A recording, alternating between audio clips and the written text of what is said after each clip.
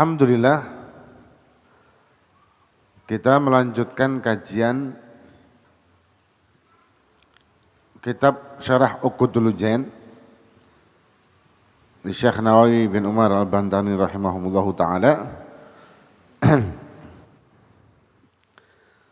Dan kita masih di pembahasan tentang fasal tsani, fasal yang kedua. Ini pasal kedua, ini panjang ya.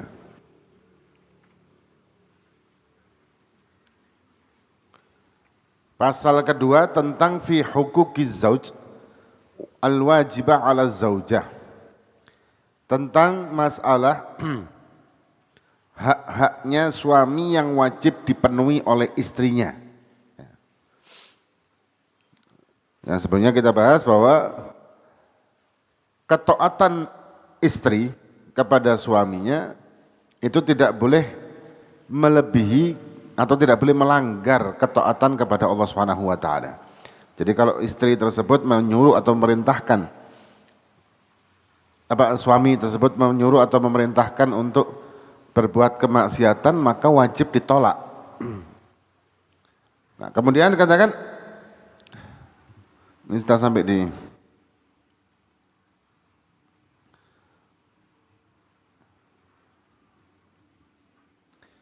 Waruwi al-Bazzar, kalau nggak salah sampai sini kita ya.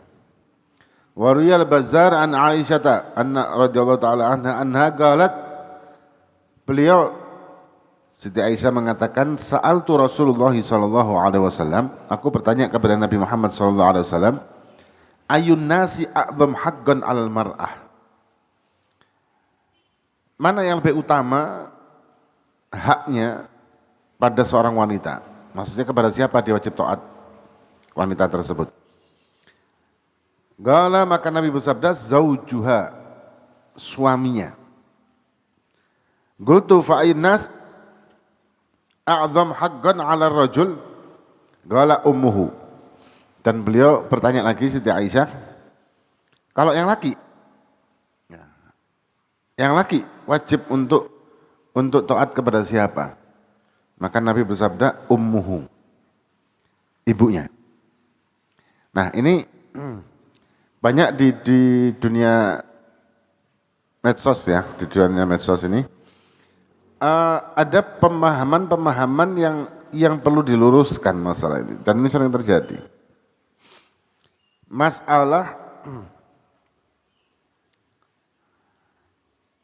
Masalah seorang suami yang memberikan nafkah kepada ibunya. Ya, dan kemudian rame kan. Bagaimana ini? Suami memberikan nafkah kepada ibunya tapi tidak kepada istrinya. Istrinya suruh ngalah.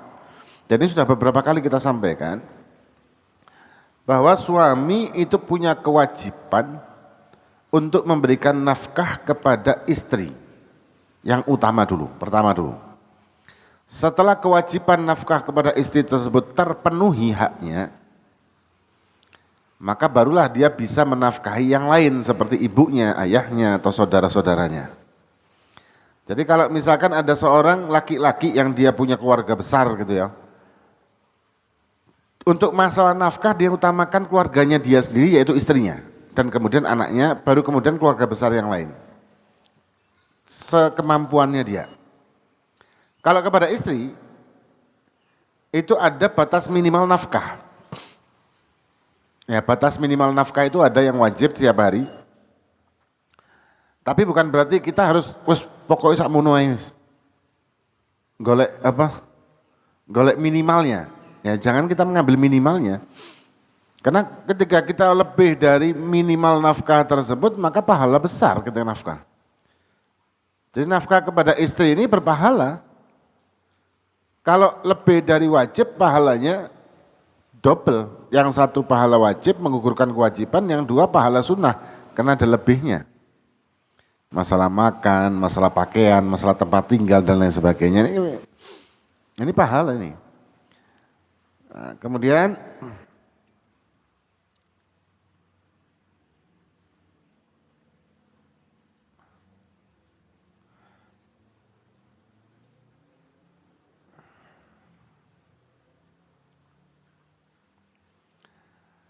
Kemudian dikatakan, jadi kalau masalah taat bagaimana? Kalau masalah taat memang taat kepada ibunya si suami tersebut. Ya. Kemudian kalau apakah wajib taat sama istri? Sebetulnya bukan masalah ketaatan tapi memenuhi haknya. Bukan masalah taatnya ya. Nah kemudian, karena ini banyak salah kaprah juga masalah ini. Kayak contoh, seorang istri menuntut suaminya untuk memberikan gaji seluruhnya. Apakah ini wajib dipenuhi? Enggak. Kecuali memang gajinya sang suami memang sudah mencapai batas minimal nafkah wajib. Ya mau enggak mau kan? Tapi kalau misalkan lebih dari batas minimal nafkah wajib, ya tidak wajib untuk dikasihkan semua kepada istrinya sebetulnya. Kecuali kalau misalkan dia itu sudah rela begitu, tidak apa-apa, terserah, itu kesepakatan bersama. Bukan ketaatan dalam arti perintah. Ya, bukan ketaatan dari perintah harus, enggak. Jok mulai nang omah misalkan gitu. Enggak. Bukan seperti itu. Kemudian waqala sallallahu alaihi wasallam thalathatun la yakbalullahu lahum salatan. 3 orang yang tidak diterima oleh Allah salatnya. Dalam arti tidak diterima ini adalah pahalanya. Bukan sholatnya tidak sah loh ya, tapi pahalanya. Pahalanya hilang. Bahkan dalam satu riwayat lain, tidak sampai sejengkal dari kepalanya orang ini sholat tersebut, maka dikembalikan lagi oleh Allah. Tapi apakah sholatnya sah? Sholatnya sah. Dalam arti tidak wajib qadha. Tapi tidak diterima oleh Allah Subhanahu wa taala. Siapa ini? Wala tarfa' lahum ila samai hasanatan, dan tidak terangkat salat mereka ini pahalanya ke langit. Nah, siapa mereka ini? Yang pertama al-abdul abik. Ini zaman dulu tapi ya, budak yang lari min sayyidihi hatta yarji'a. Budak yang lari atau kabur dari tuannya sampai dia kembali. Kemudian wal mar'atu sakhit 'alaiha zaujuha hatta yardha. Dan seorang istri yang suaminya murka, nusus dia. Si suami ini marah karena istrinya nusus. Nusus itu apa sih? Membangkang. Kalau metu, kalau ke depan misalkan tentang tidak boleh koncoan sampai konco lanang, tetap koncoan, bangkang. Membangkang perintah suami atau tidak izin kepada suami ketika keluar rumah, itu namanya nusus. Dan nusus ini tidak wajib untuk dinafkahi, gugur kewajiban nafkah. Ya nusus ini, dan dosa besar, dan tidak diterima sholatnya ini nusus ini. Jadi orang nusus ini tidak diterima sholatnya walaupun sholatnya sah. Walaupun dia setiap hari sholat malam. Walaupun setiap hari dia sodakoh. Walaupun setiap hari dia amal ibadahnya luar biasa. Tapi karena dia nusus, membangkang kepada suaminya selama bukan membangkang karena kemaksiatan loh ya. Membangkang kepada suaminya maka tidak akan diterima sholatnya. Sampai kapan? Hatta yardho, sampai suaminya ridho. Tapi ridhonya di sini bukan ridho dengan lisan, ridhonya dengan hati. Kan ada kadang-kadang orang itu maksa ridho, ridho ya, sama ridho ya. Dipaksa untuk mengucapkan ridho, sama kayak orang minta-minta nih. Ada orang minta-minta, kemudian kita mungkin terganggu dengan minta-mintanya tersebut dan kita mengatakan, wis tak kasih ini. Terus orang itu mengatakan sampean ridho ya, sampean ikhlas ya. Kan ada kayak gitu. Ikhlas nggih? Sampean ikhlas nggih? Kalau dengan lisan mengucapkan ya saya ikhlas, belum tentu ikhlas. Karena ikhlas, ridho itu hati. Ketika hati kita mengucapkan tidak ridho, walaupun lisan mengucapkan ridho karena kepaksa seperti itu, walaupun sebenarnya secara fikih tidak ada unsur paksaan itu ya. Tidak masuk unsur paksaan, maka tidak jadi ridho. Termasuk keikhlasan, lisan mengatakan ya saya ikhlas, tapi hatinya tidak ikhlas, ya tidak ikhlas itu. Karena yang penting itu hati, yang utama itu hati. Bukan lisan, bukan ucapan, tapi hati. Seorang suami ketika mengatakan ridho kepada istrinya, kalau dalam hatinya tidak meridhoinya, ya gak ridho. Jadi hati-hati. Kemudian, nah kalau suami bagaimana? Kalau istri tidak ridho sama suaminya, apakah sholatnya? Ya, kalau misalkan istri tidak ridho, kenapa dulu? Kalau si suami tidak menunaikan haknya, ya tidak menunaikan haknya si istri, misalkan nafkahnya dikurangi atau apa, tidak memenuhi haknya sebagai istri yang benar ya dalam hal nafkah dan lain sebagainya itu, maka dosa besar si suami. Suami dosa besar. Jadi bukan cuman istri saja yang dosa ketika tidak memenuhi haknya suami, tapi suami juga dosa besar ketika tidak memenuhi haknya istri. Bahkan ketika dia membiarkan istrinya melakukan kemaksiatan pun dia mendapatkan dosa si suami ini. Tapi ketika suami melakukan perbuatan dosa, apakah istri mendapatkan dosa? Enggak. Nah, kan kalau dilihat-lihat di sini kan sebetulnya lebih bapak belur itu suami daripada istri. Maksudnya kalau kan zaman sekarang ini kan ada istilah-istilah apa feminisme lah, patriarki lah, apalah bla bla bla. Tapi kalau kita lihat dari fikihnya, ya kita lihat dari fikihnya, tanggung jawab suami itu lebih berat daripada istri. Tanggung jawab suami itu luar biasa. Jadi maka itu coba ngaji bab nikah kalau mau nikah itu supaya paham. Kalau enggak akhirnya kita jadi salah paham atau apalagi kalau misalkan kita melihat pelajaran nikah ini melalui medsos. Nah itu tambah kacau balau akhirnya. Nah, kemudian dikatakan wa qala sallallahu alaihi wasallam, nah sebelumnya ada hatta yardha, kemudian wasakranu hatta yashu.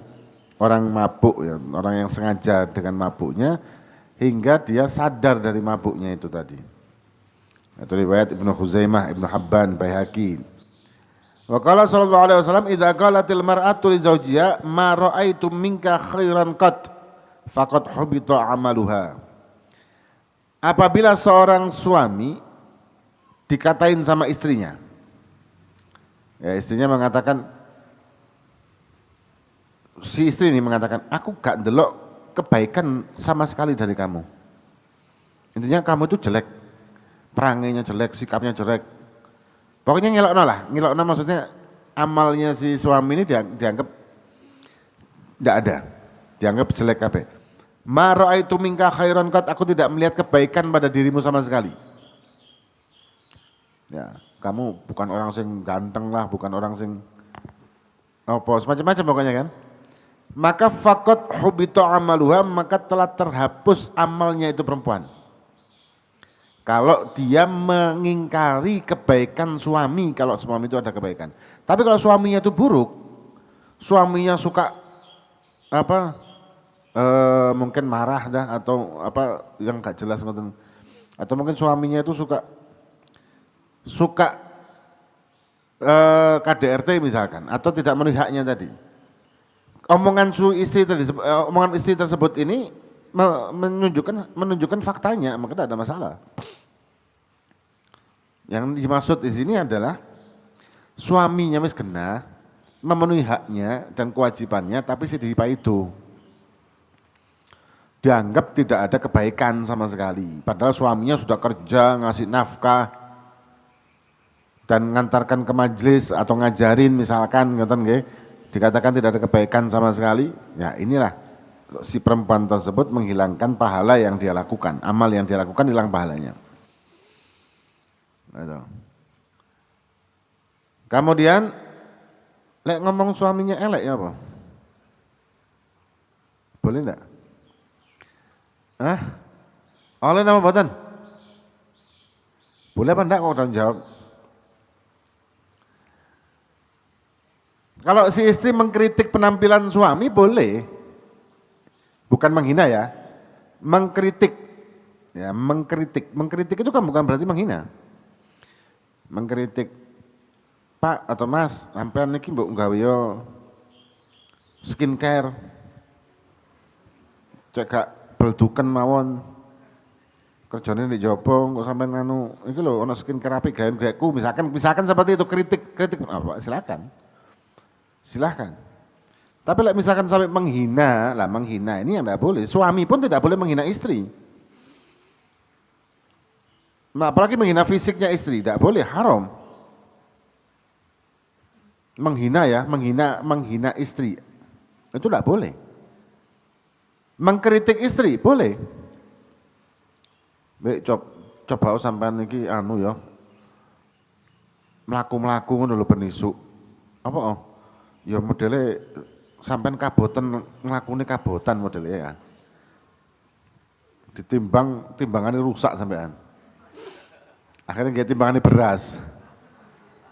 Saking subure. Ya ojo subur-subur tadi, ya untuk melaku yuk. Nah, kayak gitu boleh.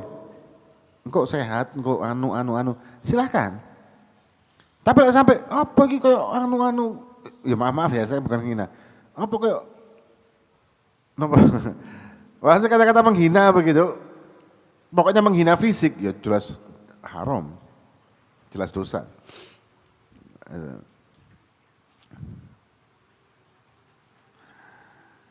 Nah kemudian waqala sallallahu alaihi wasallam. Oh ini ada lagi. Nabi Muhammad sallallahu alaihi wasallam bersabda, ayyuma imra'atin qalat li zawjiha ma ra'aitu minka khairan qat. Ya. Kalau misalkan seorang perempuan ngomong kepada suaminya, aku tidak melihat kebaikan di dirimu sama sekali. Maka illa ayasahallahu ta'ala min rahmatihi yaumil qiyamah, maka Allah akan memutus asakan dia di hari kiamat dengan rahmatnya. Jadi tidak akan mendapat rahmat dari Allah Subhanahu wa taala kecuali dia tobat. Kecuali dia minta maaf sama suaminya dan suaminya meridhoinya, selesai sudah. Nah. Wa qala sallallahu alaihi wasallam ayyuma imra'atin sa'alat zawjuha talaq min ghairi ma ba's, maka faharramun alaiha raihatal jannati. Raihatul jannati. Dan Nabi bersabda lagi, ayyuma imra'atin sa'alat zaujaha tolak, perempuan istri minta cerai min ghairi ma ba'sin, jadi bukan karena perkara-perkara yang urgent. Nah, mungkin suaminya KDRT atau suaminya tidak memenuhi haknya dengan benar, atau pokoknya benar-benar mendolimi istri. Suami ini benar-benar mendolimi istri dengan fisik dan sebagainya, atau dengan verbal ya, suka caci maki dan segala, pokoknya tidak nyaman lah si istri tersebut, boleh kalau itu minta cerai.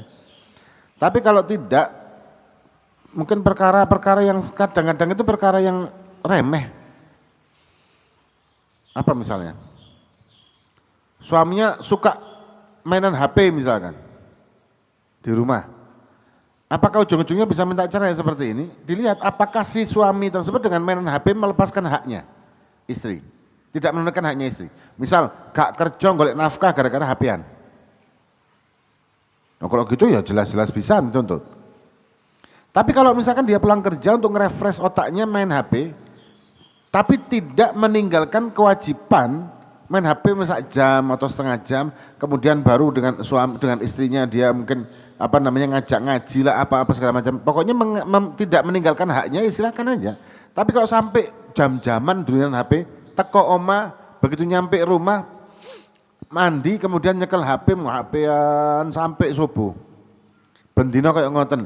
Nah ini perlu diruqyah lek ngoten iki. Lek ngoten iki perlu diruqyah ya. Intinya ketika istri tidak suka dengan hobi suami, dilihat dulu apakah hobi suami ini menghilangkan kewajiban suami kepada istri atau tidak. Itu loh masalahnya. Ya kadang-kadang seorang istri ini nuntut, lek kon kudu hobi sing bareng. Jangan hobi yang kamu suka tok, harus hobi yang kita bersama suka. Nah ini kan repot.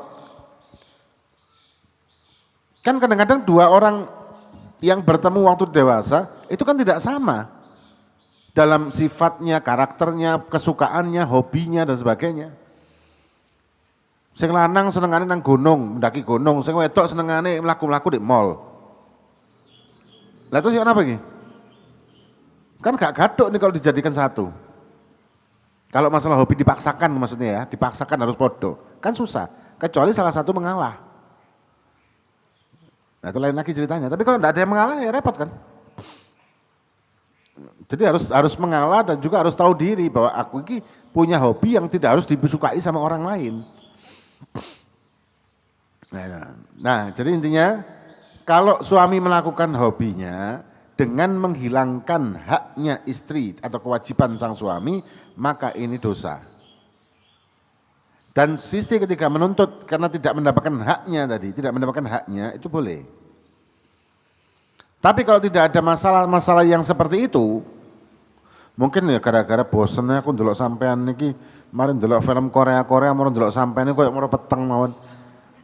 Kemarin ndelok bening-bening padang-padang ndelok sampean peteng wis ndang urus pengadilan. Boleh enggak? Enggak boleh. Ini maksudnya. Maksudnya gini. Lah terus gimana saya bosen dengan suami saya wajahnya gitu-gitu tok? Ya ruban. Di skincare, di permak apa di apa ngoten?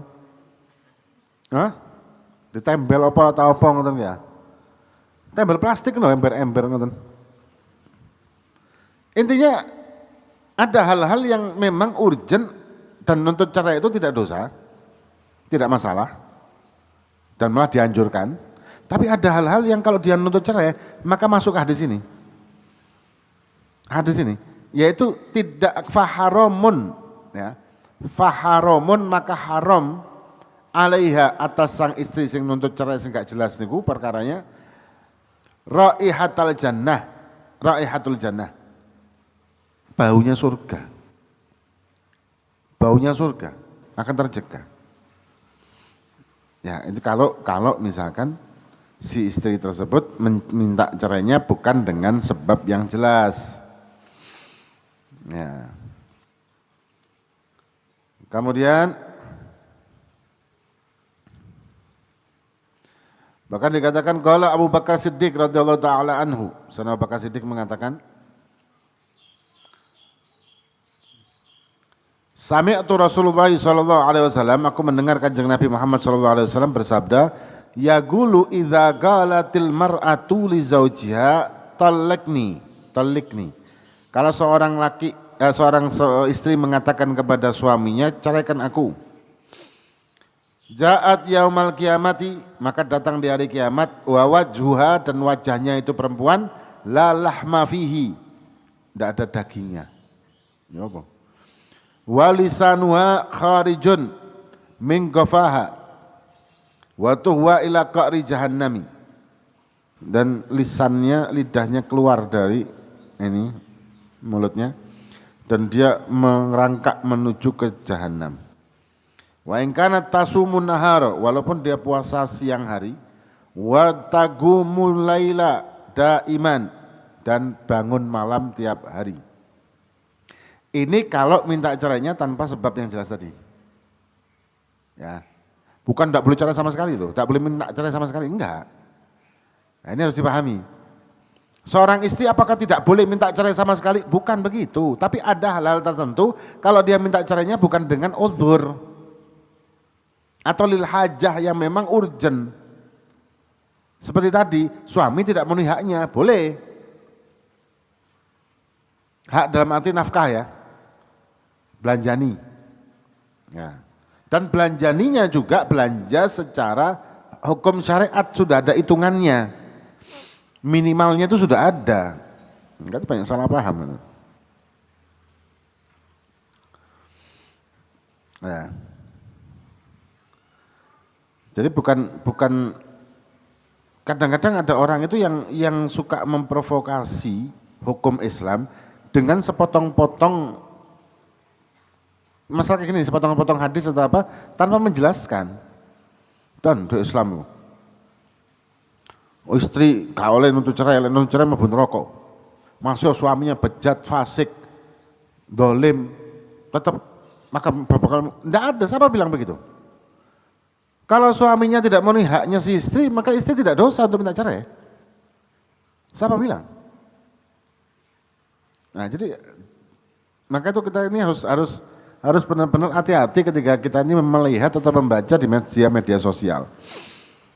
Ya, karena banyak yang membuat kita ini tersesat dalam pemahaman akhirnya. Insyaallah wallahu a'lam bishawab. Ada pertanyaan enggak?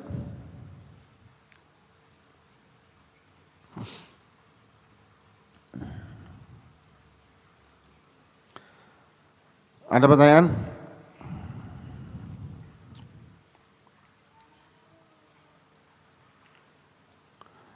Ini yang banyak para pencaci maki sih. Tapi lucu, suka saya baca.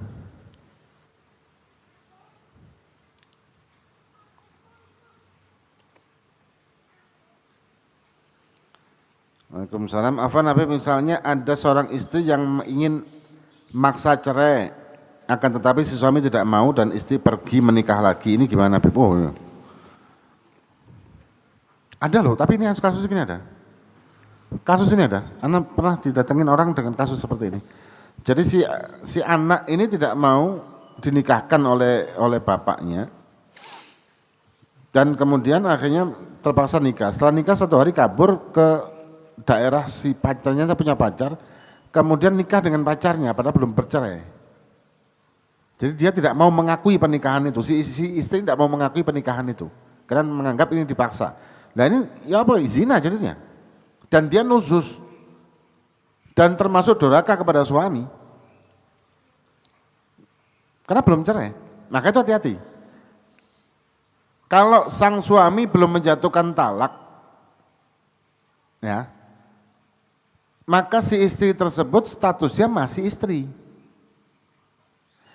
Nah, di pengadilan agama, ketika seorang istri menuntut cerai kepada suaminya, ya menuntut cerai kepada suaminya, karena tidak memberi apa yang di buku nikah itu, tidak memberi nafkah selama 3 bulan berturut-turut, kalau nggak salah itu ya, betul ya? Maka diwakilkan kepada hakim. Taklik talak.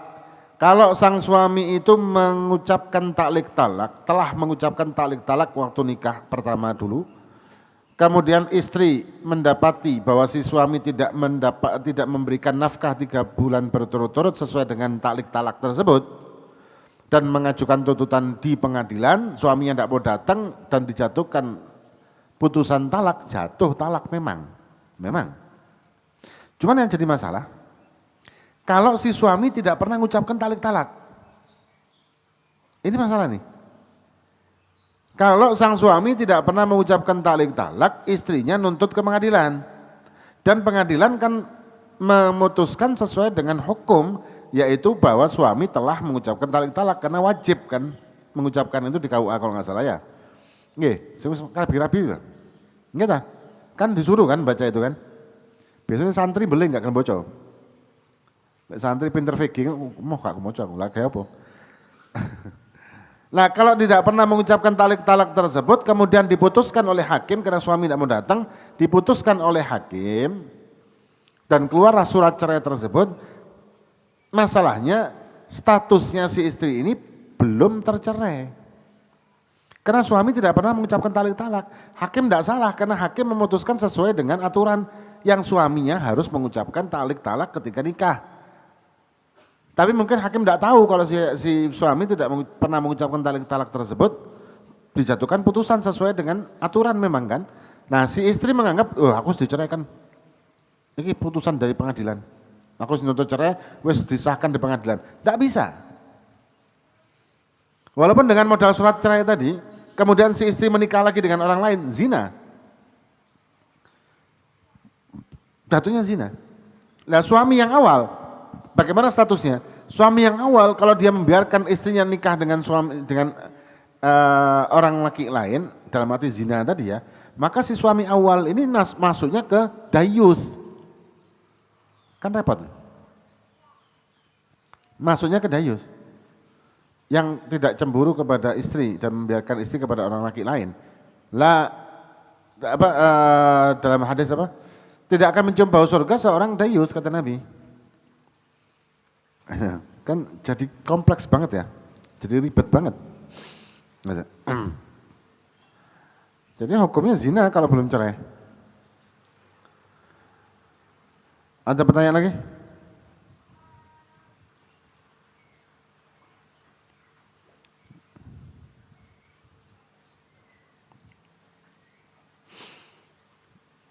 Ada tuh.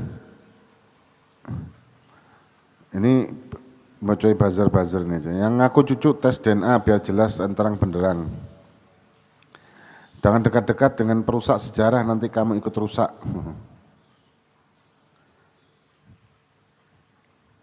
Kalau minta istri jamaknya boleh enggak?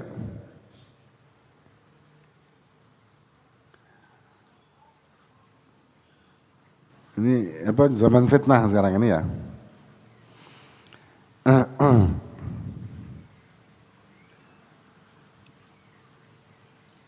Ada tuh.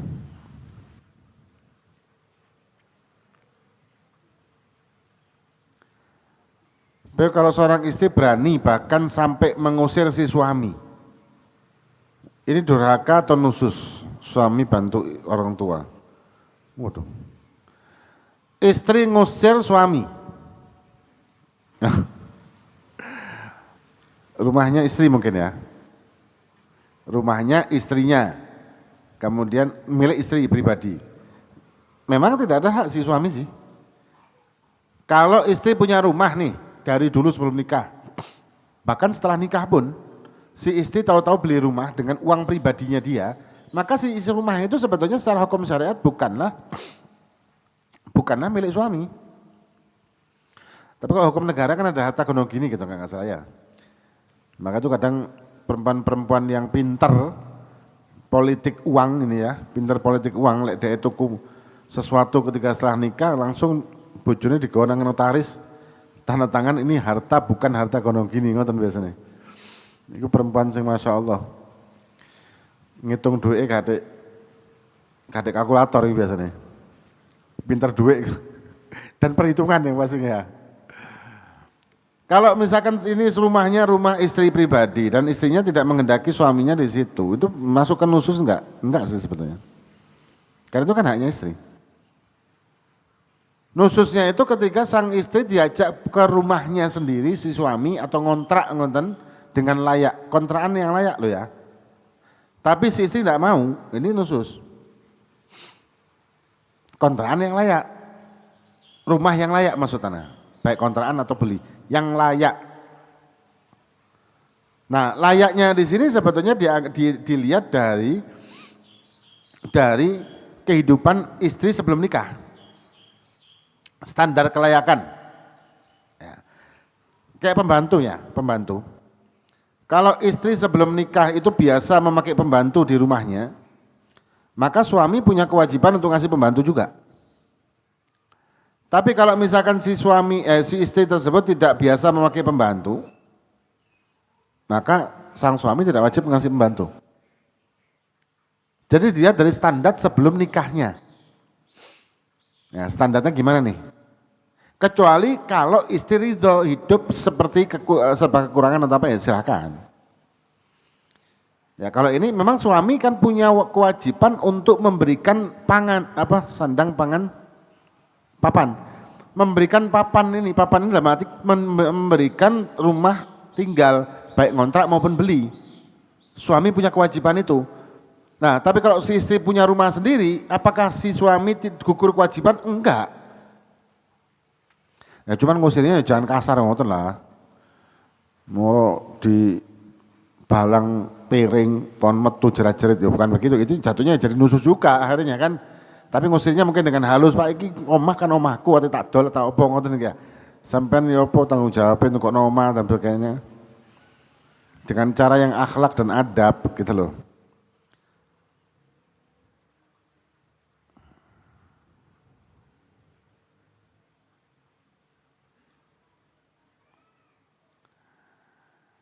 Ini habaib sekarang dibilang Yahudi.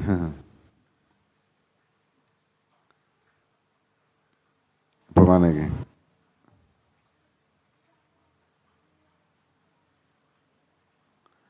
Ada mau nanya lagi?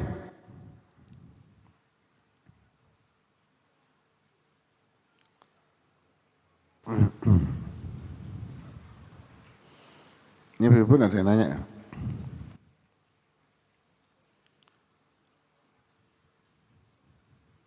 Apa nih? Bagaimana hukum mentalak istri dalam keadaan video call? Atau online, apakah sah mentalaknya? Iya. Loh, jangankan begitu. Talak ini tidak harus di depan istri loh. Ucapan talak itu. Tapi koncone ya, gegeran bibojone nang omah gitu misalkan. Terus ketemu koncone, terus sambat lah.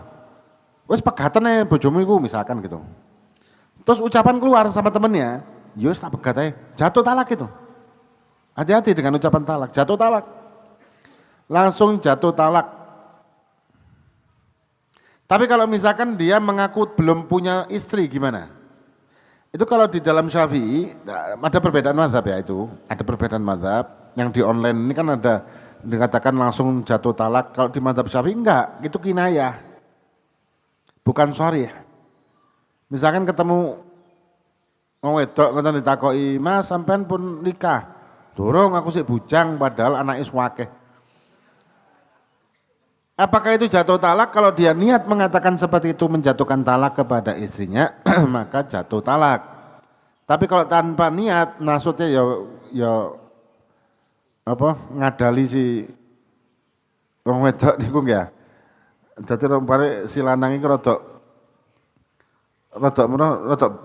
napa? Napa? Garangan. Apa garangan? Ya rodok nakal gitu lah. Dan dia mengatakan supaya si perempuan itu mau sama dia begitu kan, bahwa dia bujang, maka hukumnya dosa, fasik masuknya. Tapi tidak jatuh cerai. Karena niatnya bukan menceraikan. Kalau niatnya mengatakan itu menceraikan jatuh cerai. Jatuh talak itu mazhab Syafi'i.